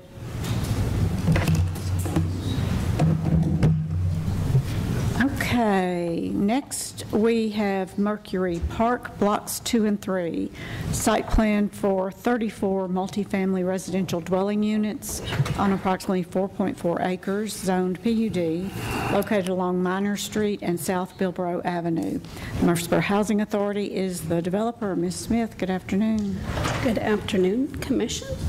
As you see on the overhead, the location of this particular project is off of the intersections of Minor Street and South Bilbro. This was approved by you several years ago as 7 city blocks. These are the second site plan review of their project site that you've encountered.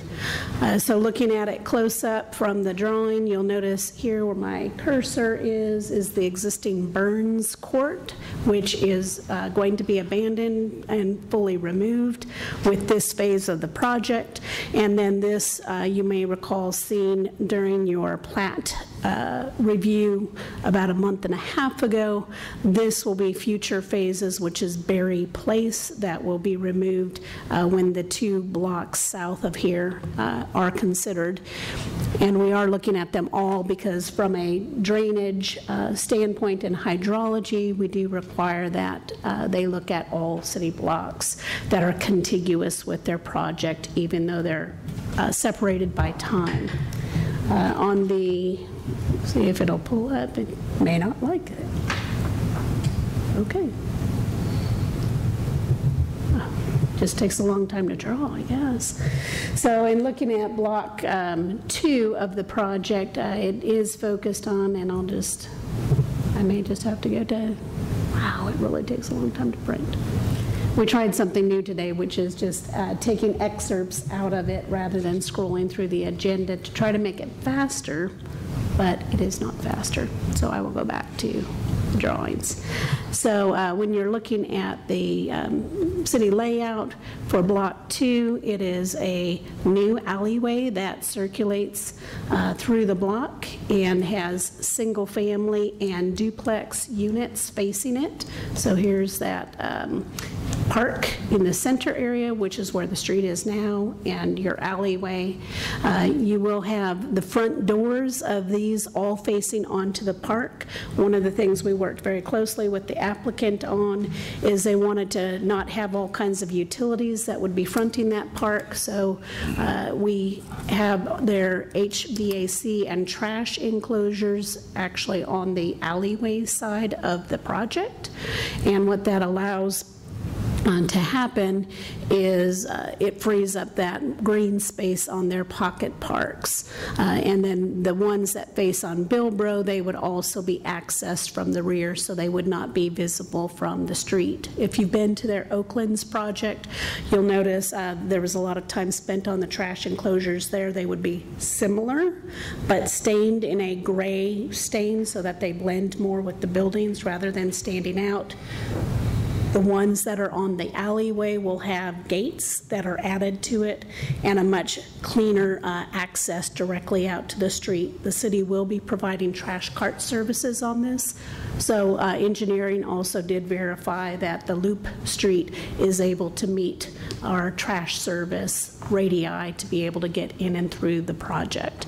Along this frontage here, all of these you'll notice have a driveway. These are standard with the PRD approval that you had several years ago that will accommodate a tandem 2 parking spaces, and those trash enclosures and HVAC will be to the back with them not facing out towards the street. When you look at the site layout, and I was hoping to be able to provide the updated page here, but this gives you a rough rendition of those single-family detached buildings, and then they do have several of the duplex buildings with shared porch features. And you'll notice here where you see a lot more landscaping, these are some of the units that are on those corner lots that will have a full wrap porch coming around the egress sides.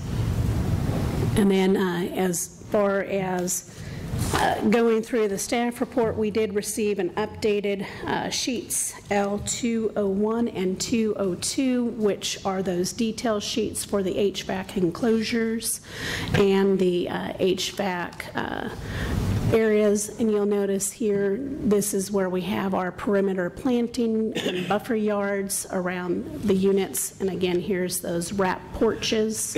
That would be on Minor Street, facing Minor Street, at Minor and Bilbro, and then along that alley and Minor Street. So very similar look. In your packet, you should have seen all of the elevations here with a detail of the color packet. And you'll notice the smaller ones, I was hoping to explain it well enough, but what we did do is we looked at how those enclosures will look on the back entries, because people will be entering from that back side of the project. And then here you can see those enclosures.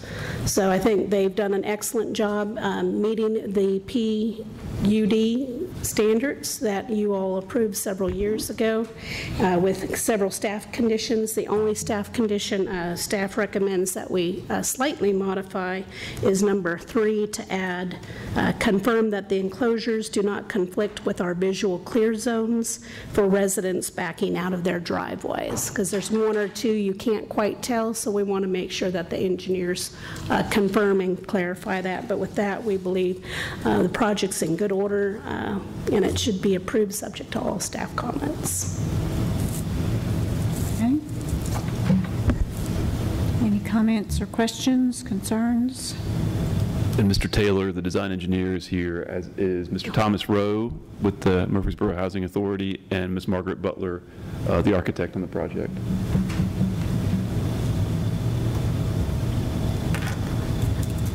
I think they look beautiful. Like your other project at Oakland's. Very, very nice. If there are no comments or questions, I'll make a motion that we approve, subject to all staff comments. Second. Motion and a second. All in favor state aye. Aye. Any opposed? Okay. Thank you all very much. Thank you so much. Okay, our next item is Hearthwood Development, an amended master plan for 5 lots and remainder on approximately 8.4 acres, zone CH and RM12, located along South Rutherford Boulevard and Chandler Place. Hearthwood Development, LLC is the developer. Ms. Smith. Good afternoon again. This particular project is just an amended master plan that really stemmed from a preliminary final plat that you have already approved, and really just allows in this basic area for this lot 5 to expand a little bit further out instead of having shared access areas that make it difficult to develop. They've moved their shared access way closer to the north, so your north is actually on the left-hand side, and then they've also clarified, and it's already in the final plat, this right-of-way in the back medallion is also being dedicated. So this just amends the master plan and allows the applicant to move forward with their final map that you've previously approved.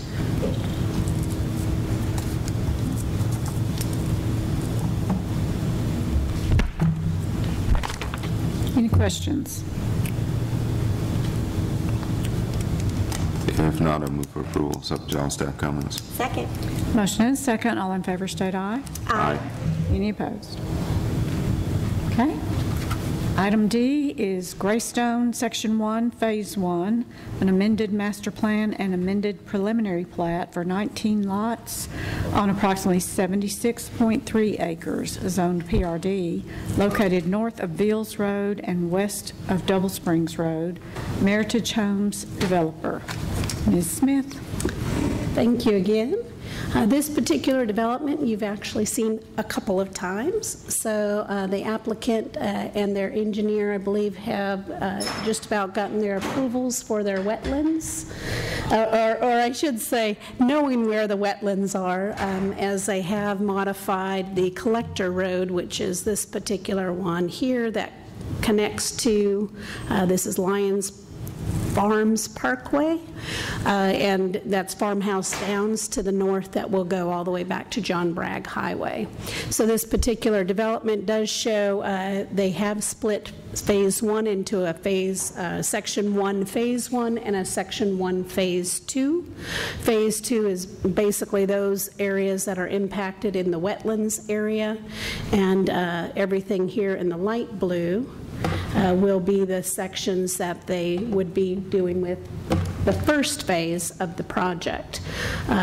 By having that particular phase, they'll only have one access coming off of Veals Road.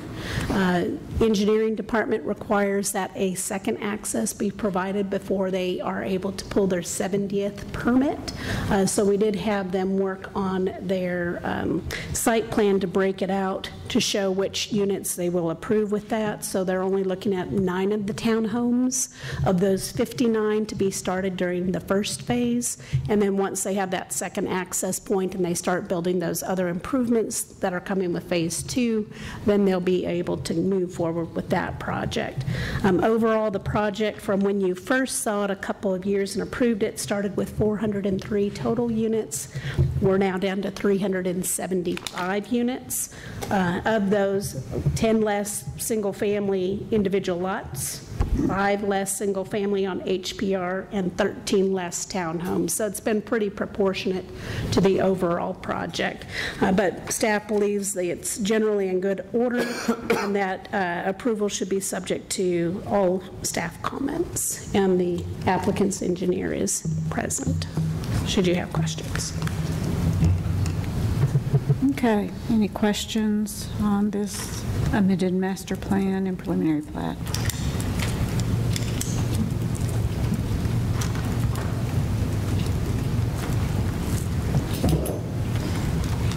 There are none. I'll move for approval subject to all staff comments. Second. Motion is second. All in favor state aye. Aye. Any opposed? Okay. And next, we have North Maple Townhomes, site plan for 3 single-family attached dwelling units, or townhomes, on 0.3 acres, zoned RM12 and CCO, located along North Maple Street.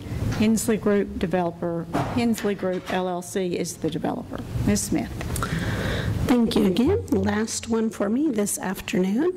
You'll see on the screen the landscape plan for this particular project. This is in an RM12 zone district, and so they are looking at a straight site plan review. It's not a PRD. It's within the allowances of density for this particular zone district. So there is a current single-family house on the property that has 2 units within it. They would remove that particular property and are proposing to have a 3-story townhome product with rooftops in place. Each of those units would be about 2,490 square feet, have 3 bedrooms, a potential 4th bedroom that is starting off as an office, but we do require parking because it could be converted to a bedroom. They all have a 1-car garage, and then there are shared parking spaces, 10 exterior parking spaces that are provided towards the back of the lot. And what you'll notice, staff has worked diligently to not have folks park along this driveway. So this drive apron is similar to some other ones. I want to say probably the Boulevard, if you go to the back side, have very short drive aprons, and that's really to discourage anybody to park in that highly visible area. But it will be a colorized separator in those 3 areas. And then when you look at the elevations themselves, we are at the maximum 35-foot height standard. So you'll notice that here, as defined by our zoning code, this actually is the height line at the midpoint of the roof. And the parapets also are under that 35-foot height level. If they look at the CCO district, normally that would allow potentially 50% greater height than the adjacent buildings, but there is a 1-story building to their south, 2-story buildings to their north, so they would only get 33 feet under that standard, so the standard of the 35 feet applies. In this particular area, it is not part of the North Highland study, but it is part of our mixed form housing of our future land use plan. And so staff did look at and created a chart that takes a look at all of the different base bulk zoning standards, and the project does meet all of those straight line objective standards. And the main thing staff worked very closely and appreciate the applicant working with us is how do we keep it in character with the surrounding neighborhood, because we have heard, especially during our general plan update, that we want to make sure that things fit well within the neighborhood. So before the staff meeting, or coming here this afternoon, I was able to work with the applicant and better determine, there we go, a additional base brick color, which you can see on the screen. It's not as clean and clear here. This one's a little bit better in color. It's kind of like a beige-ish brown tone, so that one, it hides kind of that black mold look that we get on a lot of our base of buildings, and part of the reason why we stay away from bright colors, especially on the building base, that they are willing to incorporate. And I did clarify with them, and excuse the crude red line drawing, is on that front face, those two kind of tower features, they extend past the building about 5 to 7 feet. That would be that base of brick color, and then as it wraps the side, this lower portion of the building is where you would see that color, and here's where you see that side view of that front porch entry. So that would be that base brick color, and then just be on the first floor as you come down the building. And then we've also clarified a secondary accent color for those building features. And again, this is for better compatibility with the neighborhood and bringing attention to those design features. And then they did clarify, because it's very hard to tell on a drawing, that the color here that will be on the most of the building body would be a light gray tone. And so with that, we believe that the project is in good order with those kind of clarifications that we've made that are not in your staff report. So if you're able to approve that this afternoon, we would ask that it be subject to all staff comments, including these clarifications on the building color palette. And the applicant is here, should you have any questions. And I'd like to second what Ms. Smith's sentiments about the applicant working with us. Mr. Long and Mr. Hensley sat down with us, and we had a good conversation. They're looking to do a lot more development in our downtown, and we're excited about developing a working relationship with them as they become more active in our downtown development and redevelopment. And so we just appreciate them putting forth the extra effort in working with us on that. Excellent. Can I just clarify, so these garage doors, roll back in just like regular, and they're one-car garages? Correct. And the 13 spaces that you'll have total, the 10 surface and then the 3 garages, would be adequate for the 3 units? Correct. Including the bedrooms and any guest parking? Correct. So with just the bedroom count, and we're also counting their office space as a bedroom, which some people may disagree on, but we wanted to be conservative. The site would require a total of 12. They're providing 13 total on site for the 3 units. And something else, just for my personal clarification on the CCO requirements, where the height of the building in relation to the adjoining buildings. So in this case, where we have on one side, it's a 1-story building, and on the other side, it's a 2-story. So are you averaging that, or do they just get to use the higher? No, so what they do is they take the 2 numbers. So if the height of one is, let's call it 35 feet, and the height on another one is 30 feet, you take the 2 and divide it out. So it's and that's what you would come up with. And it was just last year that when we updated the CCO, they realized that every single of our residential districts, 35 feet was the height standard, including the RM12 zone. So we made that modification to say if the underlying zone district has, a different height, that would be their by right maximum height. Okay. And that's one of the reasons, as you can see on this picture, that we tried to provide this kind of first floor step-out feature, and then the second floor, again, step-out feature before you get to the building itself. And this particular building, the main building, will be set back 25 feet. And the porch is allowed to come 5 feet into that frontage. So it'll be, I think, a lot better product because of that height to setback ratio. Okay.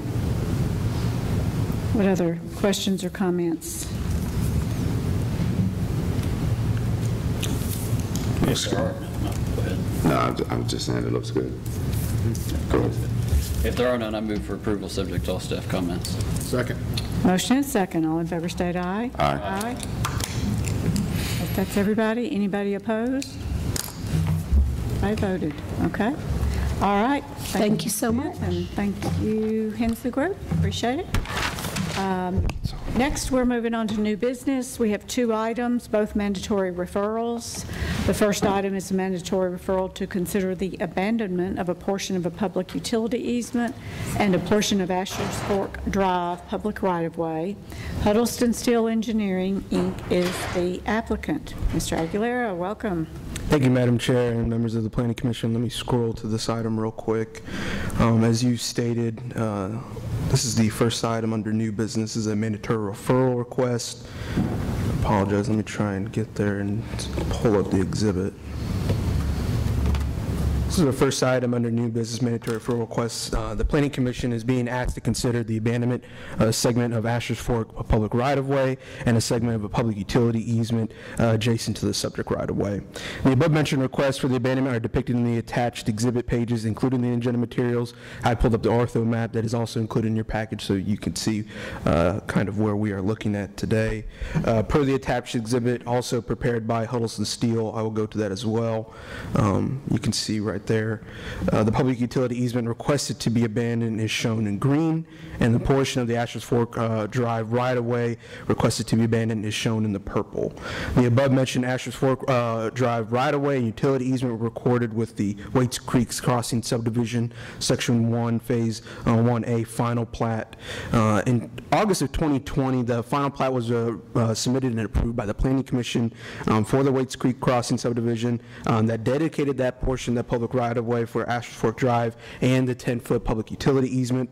As depicted on the 2020 plat, Asher's Fork Drive was dedicated several blocks to the east of the lots in Phase 1A in order to provide a road frontage for the common area drainage easement and containing that detention pond. Recently, it was discovered that the Asher's Fork Drive right-of-way that was recorded with this plat was greater than that was ultimately necessitated and needed for that eastern terminus of the street. In April 2023, the final plats for Section 2 were recorded, and it was determined that these were excess portions of right-of-way that conflicts with the development of 2 lots in Section 2. The recording of those 2 lots cannot move forward until such times that the excess right-of-way is abandoned, so which is the purpose of the request today. Huddleston Steel, on behalf of O'Brien Lloyd Ventures, requesting to abandon that excess portion of Asher's Fork Drive right-of-way, as well as a portion of the adjacent 10-foot public utility easement in order to be able to plat the 2 outstanding lots. The Planning Department has reached out to utilities and other city departments for comment regarding the impact of the abandoning of the right-of-way and the easement. Staff will provide the Planning Commission a summary of those comments at the public hearing. Staff recommends that the Planning Commission will need to discuss this matter further and then schedule a public hearing. Staff recommends a public hearing date of June 7th, 2023. I'm here for any questions if you have any. Okay. Any questions regarding this mandatory referral? Motion to approve. And set a public hearing. And set a public hearing, right? Correct, yes. Yes. Second, of course. Motion and a second. All in favor state aye. Aye. Any opposed?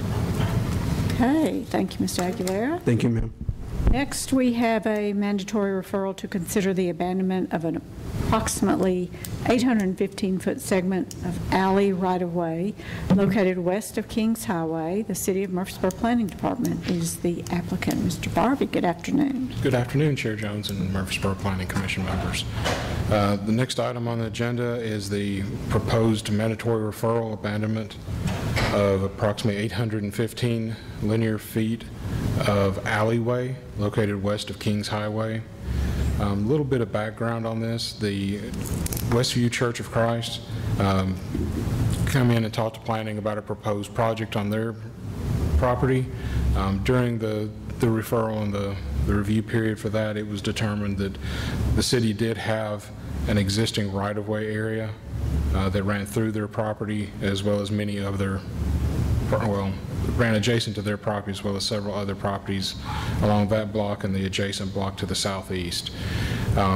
Staff decided to study this area and bring this mandatory referral request to you as a portion, as well as this easement or right-of-way is currently obscured with structures, trees, and is not improved and traversable.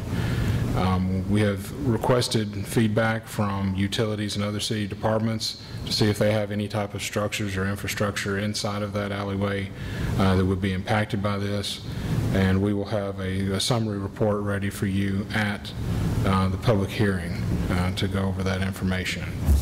Would like the Planning Commission to have any conversation that they may need regarding this mandatory referral request, and then we would like to have a public hearing scheduled. We're recommending June 7th of 2023 for that public hearing. Okay. Any questions or comments regarding this mandatory referral request? If there are none, I'll make a motion that we set a public hearing? Sorry, June 7th? the watch threw me off. Set a public hearing for June 7th. Thank you. Second. Motion and a second. All in favor state aye. Aye. Any opposed? Okay. Any staff reports or other business? Thank you, Mr. Barbie. Any staff reports? Mr. Ives? It's good to be back. I haven't seen you guys in a while. It seems that between my wife and I, we've scheduled medical appointments every Wednesday. So finally got a break from Yeah, we get that. it. We know. I'm sure that was unintentional. It's good to be back. We're glad to have you back.